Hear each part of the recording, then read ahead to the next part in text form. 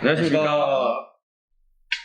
청렴 열심히 열리다, 청렴 열리다 두 번째 시간입니다. 청렴 열리다 1편 공개 후 반응이 매우 뜨거웠습니다. 응원해 주시는 분도 굉장히 많으셨고 정말 감사드립니다. 청렴 열리다는 저희가 직접 핸드폰으로 촬영하여 편집했기 때문에 조금 부족한 부분이 있더라도 양해 부탁드리겠습니다.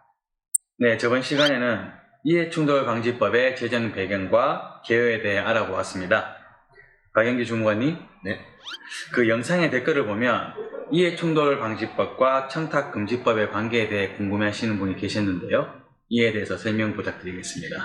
네, 아시다시피 이해충돌방지법은 이미 공무원 행동강령에서 시행 중인 9개 행위 기준에 부동산 보유 매수 신고가 포함되면서 이 10개의 행위 기준을 강화한 법입니다. 이해충돌방지법은 공직자를 대상으로 하는 반면 청탁금지법은 모든 국민이 대상이라는 점에서 차이가 납니다. 아, 그렇군요. 오랜 기간 국회에 계류된 것으로 알고 있습니다. 이에 대해서도 설명 부탁드리겠습니다.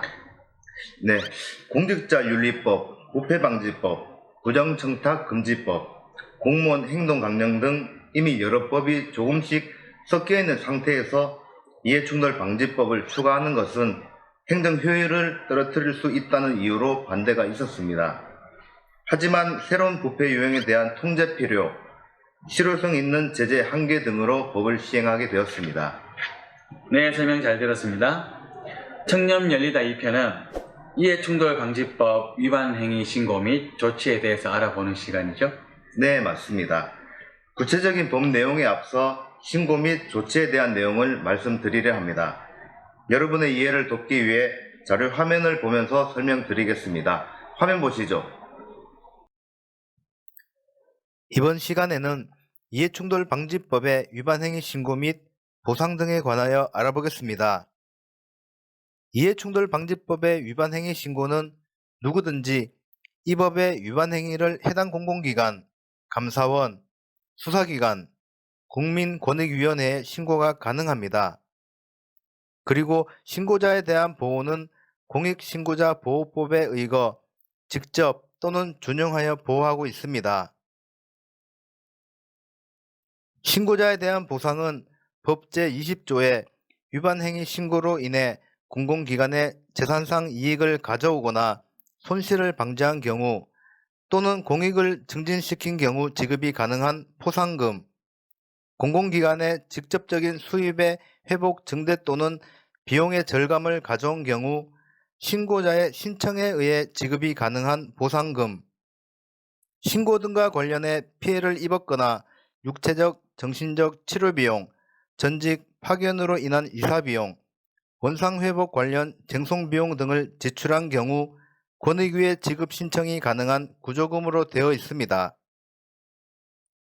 위법한 직무행위에 대해서는 소속기관장은 해당 공직자에게 위반 사실을 즉시 시정할 것을 명하고 계속 불이행할 경우 직무를 중지하거나 취소하는 등 필요한 조치를 취해야 합니다. 위반 시 조치 대상 행위는 이 법에 규정된 10가지 행위 기준이 모두 해당이 됩니다. 이해충돌방지법상 의무를 위반하여 공직자 본인 또는 제3자가 얻은 재산상의 이익은 환수조치됩니다. 법 제5조의 사적 이해관계자 신고 및 회피 의무 또는 제6조의 부동산 보유 매수 신고를 위반하여 수행한 직무가 위법한 것으로 확정된 경우 제13조의 공공기관 물품 등의 사적 사용, 수익 금지 의무를 위반한 경우가 해당됩니다. 네, 좋은 강의 잘 들었습니다. 이번 시간에는 위반행위 신고, 신고자 보호 및 위법한 직무에 대해 알아보았습니다. 규정 위반 시에 제재가 이전보다 많이 강화되었나요? 네, 공무원 행동강령이 강화된 법이기에 위반행위 신고, 신고자 보호도 잘 되어 있지만 위반행위에 대한 제재도 강화되었습니다.